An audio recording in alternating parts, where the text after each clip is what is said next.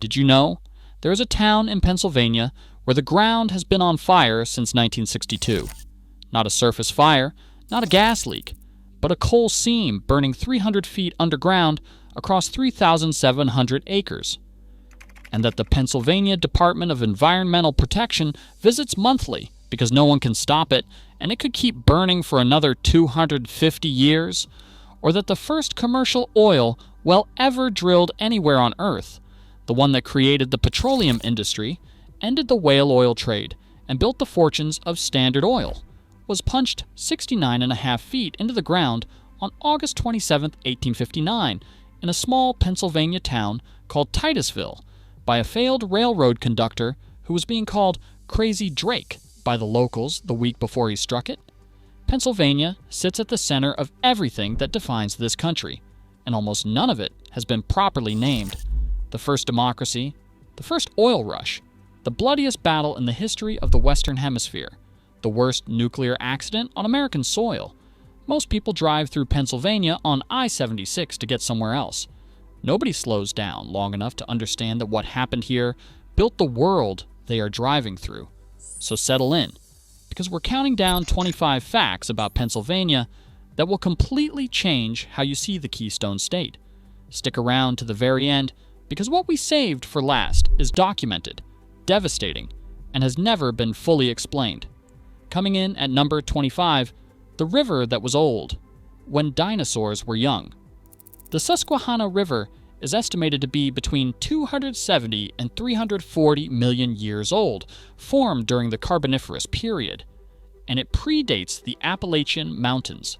The Middle Susquehanna River Keeper places its origin before the mountains rose around it, and geologist Dr. Peter Knupfer at Binghamton University has documented the lower river's existence to at least 15 million years before present. The Nile is approximately 30 million years old. The Susquehanna is 10 times older. At 444 miles, it is the longest river on the East Coast, flowing from New York through Pennsylvania to the Chesapeake Bay. The mountains you see when you drive through Pennsylvania rose up around a river that was already flowing. That is not metaphor. That is geology. Fact 24, the fire of the ground will not give up. In May 1962, the Centralia Borough Council hired volunteer firefighters to burn the town landfill before Memorial Day. The pit was an old strip mine opening. The fire found a coal seam. It has been burning since May 27, 1962. The Pennsylvania Department of Environmental Protection's Bureau of Abandoned Mine Reclamation monitors it monthly, at depths of up to 300 feet across 3,700 acres along an 8-mile corridor of Columbia County. The highest recorded borehole temperature, 1,950 degrees Fahrenheit. Centralia's population was 100 in 1962. Governor Bob Casey invoked eminent domain on all remaining properties in 1992. 5 people still live there today. The DP estimates another 250 years of burning. Pennsylvania has 38 known active underground coal fires, more than any other state. Here's what Hollywood never told you. Silent Hill was directly inspired by Centralia. Most people who saw that film have no idea the town is real, that the DEP still visits, that the fire is always worse than the month before. Nobody is trying to stop it. Landing at number 23, the ridge where America's birds were almost murdered. The Pennsylvania Game Commission had placed a $5 bounty on goshawks. Hunters lined the Kittatinny Ridge in Berks and Schuylkill counties during migration to shoot hundreds of raptors per day. In 1934, a conservationist named Rosalie Edge purchased the mountain specifically to end the killing. The Hawk Mountain Sanctuary Association has maintained the world's longest continuous raptor migration count since that year, 90 unbroken years of data. Each fall, between August 15th and December 15th, an average of 18,000 hawks, eagles, and falcons pass the lookouts, with single-day peaks above 3,000 in mid-September. Rachel Carson was born in Springdale, Pennsylvania. She used Hawk Mountain's migration records as scientific evidence in Silent Spring. The book that saved the bald eagle was built on data gathered from a Pennsylvania ridge. Almost nobody outside the state is told to go see what Rosalie Edge protected. At number 22, the bloodiest 3 days in the history of the Western Hemisphere. The Battle of Gettysburg, fought July 1st through 3, 1863, produced between 46,000 and 51,612 total casualties, the highest of any battle in American military history and the bloodiest military engagement ever fought in the Western Hemisphere, according to the American Battlefield Trust. The entire Revolutionary War produced fewer American casualties than 3 days in a Pennsylvania wheat field. The town of Gettysburg, population 2,400, was left with 7,000 human corpses and 3,000 horse carcasses in July heat. The only documented civilian killed during the fighting, Jenny Wade, 20 years old, struck by a stray bullet while baking bread. Here's what Hollywood never told you about the March North. Confederate units systematically seized free black Pennsylvanians, men, women, and children, from their homes and sent them south in chains. This is documented in the records of Gettysburg National Military Park and the Adams County Historical Society. An unknown number were taken. Most were never recovered. It is not on the standard tour. It is in the historical record. Coming in at number 21, the 69-foot hole that built the modern world. On August 27, 1859, Edwin L. Drake, a former railroad conductor with no engineering training, titled Colonel purely to impress skeptical locals, drilled to a depth of 69.5 feet along Oil Creek near Titusville, Pennsylvania, and struck crude oil. The American Chemical Society designated Drake Well a National Historic Chemical Landmark in 2009. This was the first commercially successful oil well ever drilled anywhere on Earth. The investors had already sent a letter ordering Drake to abandon the operation. It arrived after he had struck oil. Drake invented the drive pipe drilling technique that is still standard in modern drilling. He never patented it. He died in poverty in Bethlehem, Pennsylvania, on November 9, 1880. The petroleum industry is associated with Texas, the Middle East, dynasties. Nobody is told it started 69.5 feet underground in a Pennsylvania valley, drilled by a man the locals had given up on entirely. Fact 20. The groundhog that the government ranked 17th out of 19. Punxsutawney Phil has been predicting the arrival of spring from Gobbler's Knob in Punxsutawney, Jefferson County, since 1887. The Punxsutawney Groundhog Club maintains his predictions have never been wrong. NOAA's National Centers for Environmental Information has been running the numbers. Their 2025 assessment, Phil's all-time accuracy rate is 35%. In the most recent 10-year study period, it drops to 30%. A coin flip produces 50%. NOAA's annual ranking of 19 weather-predicting animals placed Phil 17th, behind 3 taxidermied groundhogs and a prairie dog statue in Wyoming. The ceremony has been running since 1887. Nobody has asked for a refund. If America trusts a groundhog with a 35% accuracy rating to tell them when winter ends, the least you can do is trust this channel with a free subscription. Punxsutawney Phil cannot explain Pennsylvania. Honestly, neither can we. But we keep showing up and telling you what we find. Hit subscribe. Unlike Phil, we are not wrong 65% of the time. Before we keep going, there is a cell in a jail in Jim Thorpe, Pennsylvania, with a handprint on the wall that has been there since the morning of June 24, 1877. A forensic scientist examined it with infrared photography in the 1990s. The conclusion, it has never been painted over, not once. Stay for the last fact in this video. At number 19, the meltdown that stopped 1,000 degrees short. At 4 a.m. on March 28, 1979, a pressure valve failure in Unit 2 of 3 Mile Island Nuclear Generating Station on the Susquehanna River, 10 miles downstream from Harrisburg, initiated the worst nuclear accident in U.S. commercial nuclear history, per the Nuclear Regulatory Commission's Nurig and a 001 report. Human operators misread contradictory instruments and shut off the emergency cooling pumps. By early morning, the core had heated to over 4,000 degrees Fahrenheit. Steel melts at 2,500. Meltdown threshold, approximately 5,000. The margin was 1,000 degrees. Governor Dick Thornburgh advised pregnant women and preschool children within 5 miles to evacuate. Within days, 140,000 people had left the area.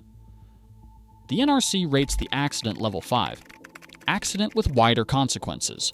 The cleanup cost $973 million and took 12 years. The China Syndrome opened in theaters on March 15, 1979. Nuclear industry executives publicly called it sheer fiction and a character assassination of an entire industry. 12 days later. Landing at number 18, the building that gave the world the word penitentiary and drove its inmates insane. Eastern State Penitentiary, designed by John Haviland and opened in October 1829 in Philadelphia, was the first true penitentiary ever built, a prison conceived for reformation through total solitary confinement. The first prisoner was a young black farmer from Harrisburg named Charles Williams. Each cell had running water, central heat, and a private exercise yard, at a time when President Andrew Jackson was using a chamber pot. The building cost $780,000, the most expensive public structure in the United States at the time. More than 300 prisons worldwide copied its radial wagon wheel design. When Charles Dickens visited in 1842, he wrote, "I hold this slow and daily tampering with the mysteries of the brain to be immeasurably worse than any torture of the body." The Pennsylvania system of solitary confinement it pioneered ran in that same building until 1971. What Dickens called psychological torture, Pennsylvania called reform. Fact 17, the 95% nobody talks about. Northeastern Pennsylvania holds approximately 95% of all known anthracite coal reserves in the United States, concentrated across Carbon, Schuylkill, Luzerne, Lackawanna, and Northumberland counties, according to U.S. Geological Survey estimates. At peak production in the early 20th century, this region produced 100 million tons of coal per year. Wages were often partly paid in company scrip, currency accepted only at company-owned stores. Breaker boys as young as 6 picked slate from moving coal. By 1869, in Schuylkill County alone, 566 miners had died in just 7 years, with 1,655 more seriously injured, according to records documented by the Pennsylvania Center for the Book. Workers were not permitted to organize. 95% of the fuel that heated American cities for a century came from one corner of one state. The men who dug it are buried nearby. Their employers faced no consequences. Coming in at number 16, the field of bells that nobody can explain. Ringing Rocks County Park in Upper Black Eddy, Bucks County, Pennsylvania, contains a 7-acre field of diabase boulders, stacked up to 10 feet deep, that produce clear, bell-like tones when struck with a hammer. Approximately 1/3 ring. The other 2/3 produce a dull thud. Visually and chemically, the ringing boulders and the silent ones are virtually indistinguishable. The field sits at the top of a hill, which is atypical for boulder formations. In 1965, geologist Richard Foss of Lafayette College studied the acoustic properties in his laboratory and could not determine why certain boulders resonated. In February 2026, Commonwealth University geologist Dr. Brett McLaurin told WITF Public Radio, "The mystery still hasn't been solved. I have read every available scientific study on these rocks. The iron theory was tested. The iron theory was ruled out. The rocks are still ringing. You can go hear them tonight." At number 15, the animal they hunted to extinction and brought back from Yellowstone. Pennsylvania's last native eastern elk was killed in 1877. Pennsylvania Game Commission Director Joseph Kalbfuss began coordinating a reintroduction by 1912. From 1913 to 1926, 177 Rocky Mountain elk were transported by rail from Yellowstone National Park and released in north-central Pennsylvania. By 1974, a census counted just 38 animals. Today, the Pennsylvania Game Commission and the Keystone Elk Country Alliance document the herd at approximately 300 animals, the largest free-roaming elk herd east of the Mississippi River, spread across nearly 1,000 square miles of Elk, Cameron, Clearfield, and Clinton counties. The 2001 hunting license lottery drew 35,000 applications for 30 permits.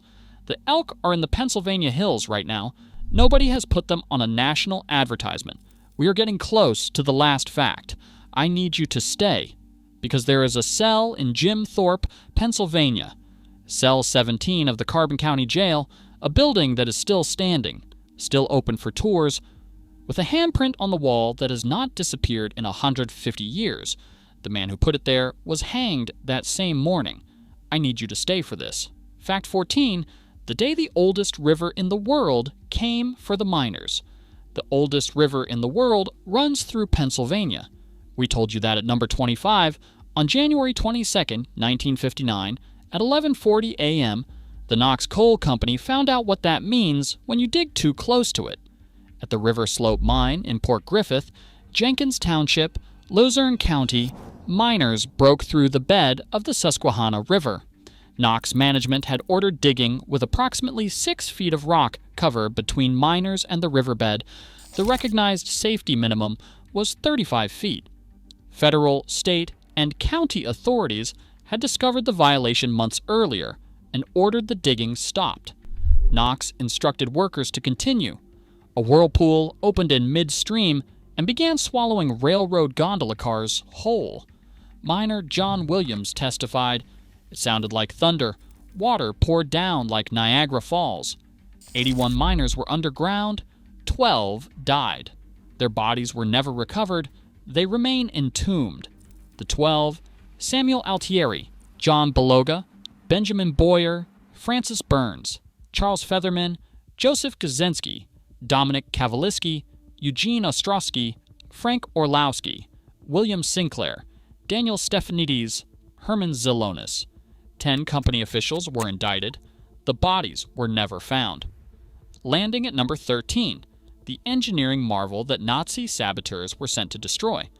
The Horseshoe Curve, completed February 15, 1854, by the Pennsylvania Railroad near Altoona, Blair County, is a 2,975-foot railroad curve that allowed trains to climb the Allegheny Mountains without switching back, gaining 122 feet of elevation in a single horseshoe bend at a grade of 1.8%. Pennsylvania Railroad. Historical Society records describe it as the most significant engineering achievement in railroad history at the time of its completion. In June 1942, 8 Nazi saboteurs landed by submarine in the United States under Operation Pastorius. Declassified FBI records confirm one of their primary targets was the Horseshoe Curve, identified in their mission briefing as a critical choke point in American wartime supply logistics. They were arrested within 2 weeks. 6 were executed.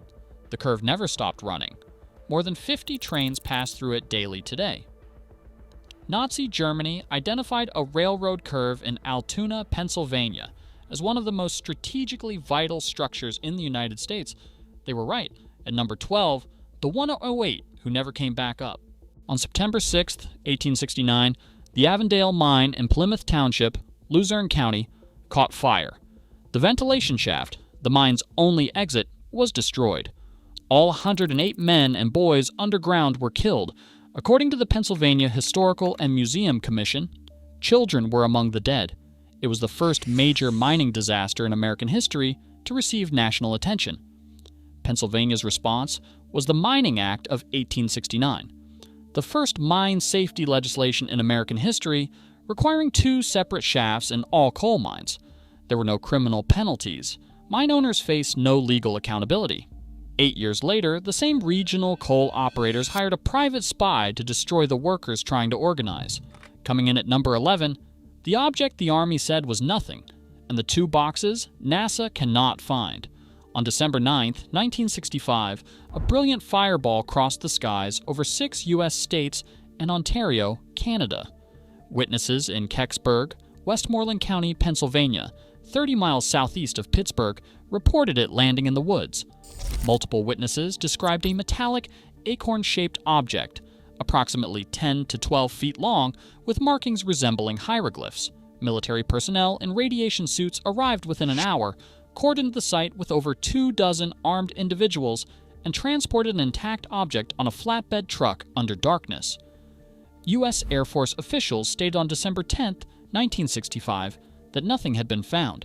In 2003, journalist Leslie Kean filed a federal FIA lawsuit against NASA.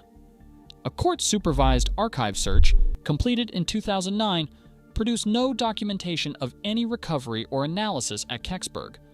2 boxes of mid-1960s documents could not be located. They are still missing. Fact 10. The 400 who marched peacefully into 150 rifles. On September 10, 1897, approximately 400 unarmed anthracite coal miners, primarily Lithuanian, Polish, Slovak, and German immigrants, marched from Harwood, Pennsylvania, to the Latimer mine near Hazleton, Luzerne County, carrying an American flag. At 3:45 p.m., Luzerne County Sheriff James L. Martin and 150 armed deputies met them at the outskirts of Latimer.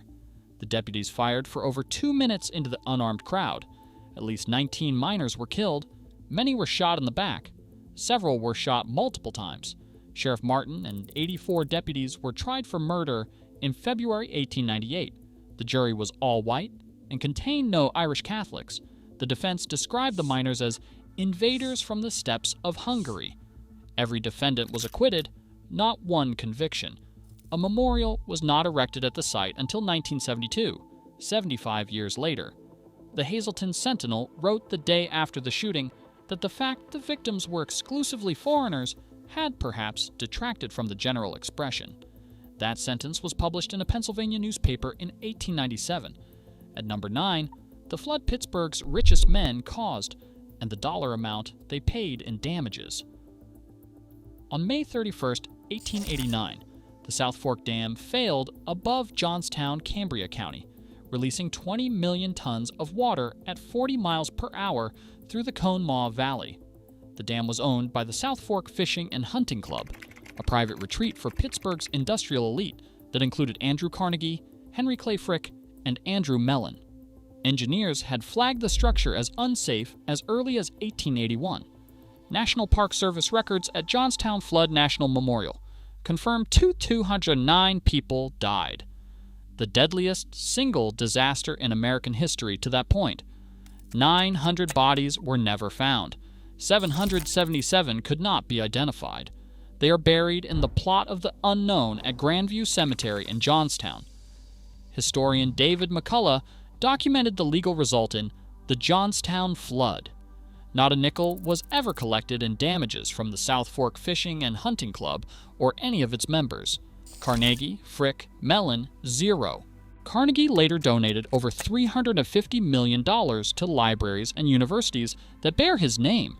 Nobody paid for Johnstown. Nobody paid for Latimer. Nobody paid for Avondale. And before this video ends, I'm going to tell you about the 20 men who paid for everyone else. Landing at number 8, the winter that killed 2,000 without a battle.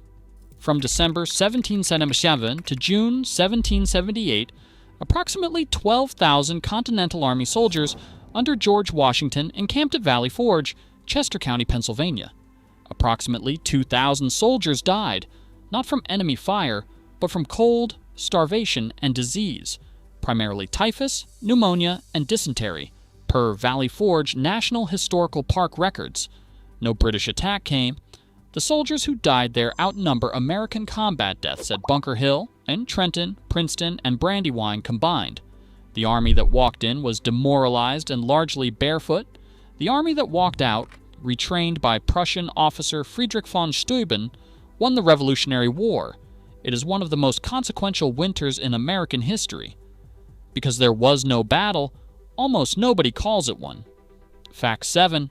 What Robert E. Lee's army did to Pennsylvania that isn't written on the plaques. During the Gettysburg Campaign of June and July 1863, units of the Army of Northern Virginia systematically seized free black Pennsylvanians, men, women, and children, from their homes during the march north. Confederate officers at multiple command levels sanctioned the seizures. Captured individuals were sent south in chains, sold into slavery, or returned to claimants.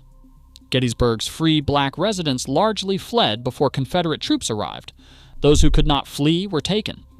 The exact number is unknown. Most were never recovered. This is documented in the records of Gettysburg National Military Park and the Adams County Historical Societies published research on the subject. The Confederate Army invaded Pennsylvania in 1863 with two objectives. One of them is in every American history textbook. The other one isn't.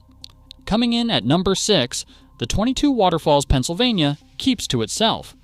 Ricketts Glen State Park in Benton, Pennsylvania contains 22 named waterfalls along 7.2 miles of trail, including Ganoga Falls at 94 feet, the tallest waterfall in Pennsylvania, documented by the Pennsylvania Department of Conservation and Natural Resources.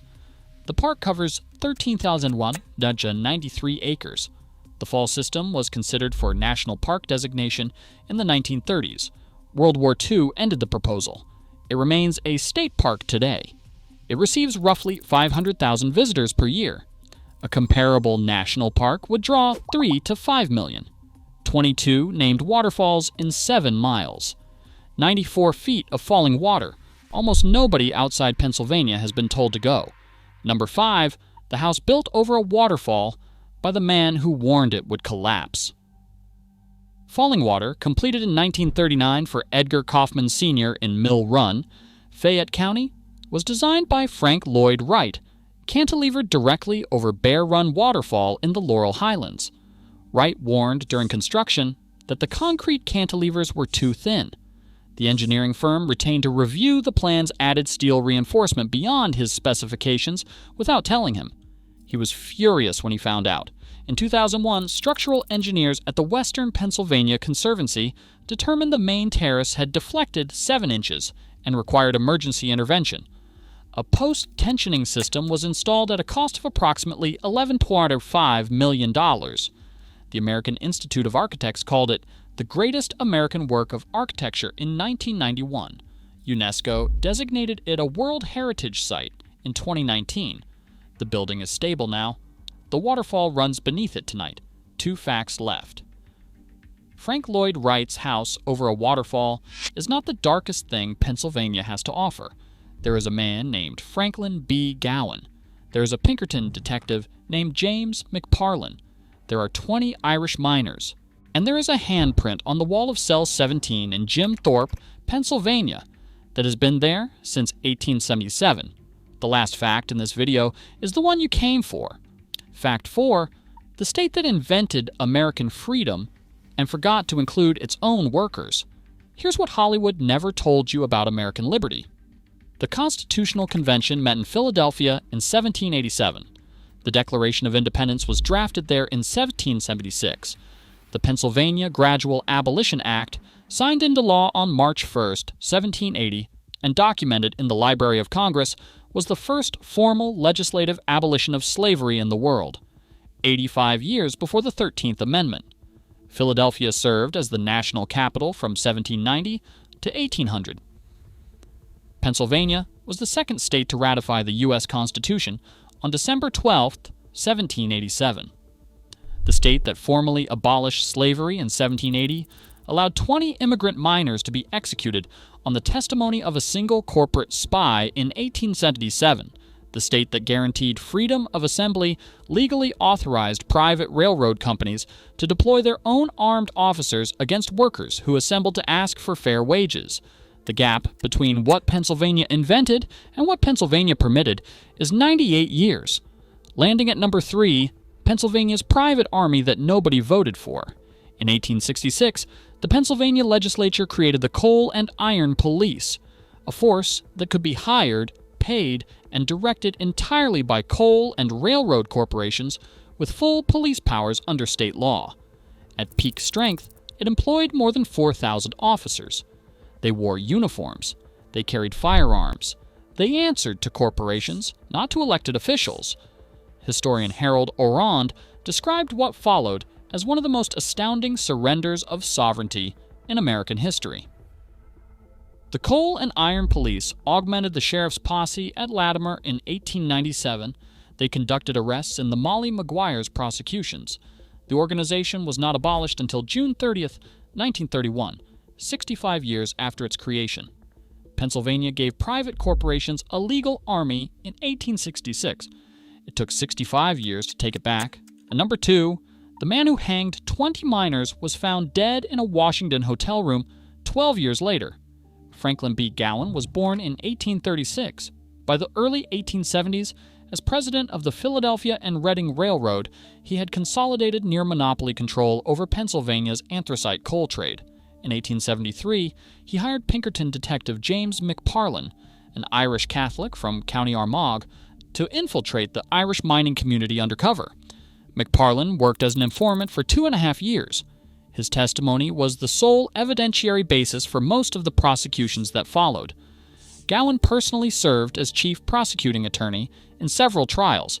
The same man who had funded the investigation now stood in court to finish it. Carbon County Judge John P. Lavelle later described the proceedings. The state provided only the courtroom and the gallows.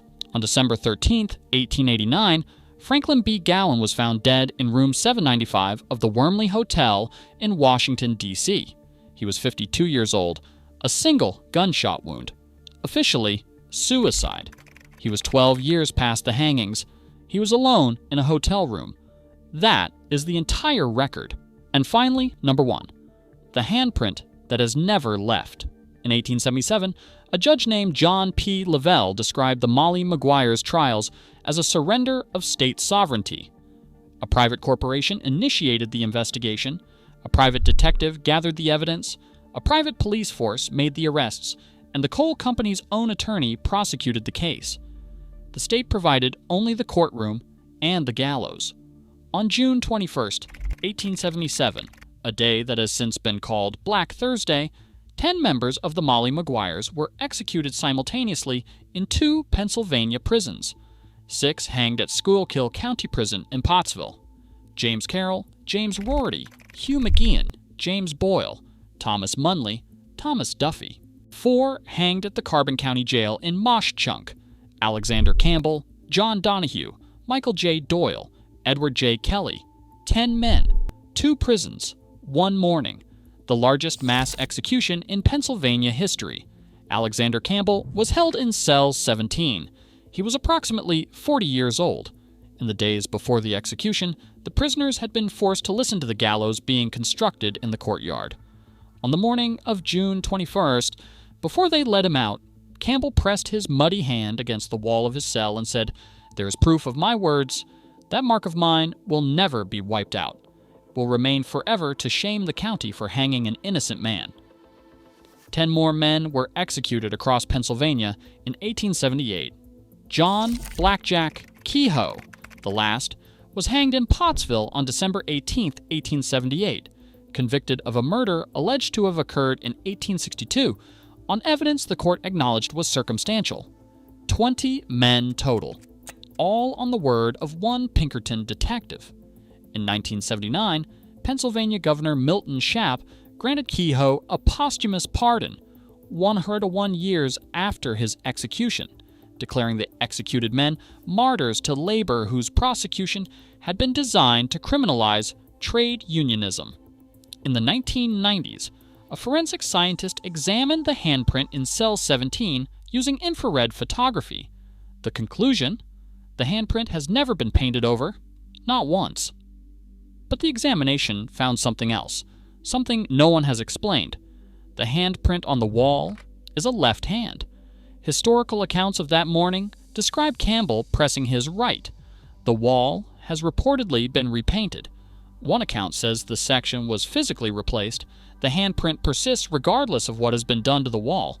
I have read every documented account of Alexander Campbell, and I cannot tell you why the hand that remains is not the hand that was pressed. Nobody can. But the Carbon County Jail is now the Old Jail Museum at 128 West Broadway in Jim Thorpe, Pennsylvania, the town formerly known as Mosh-Chunk. Cell 17 is on the tour.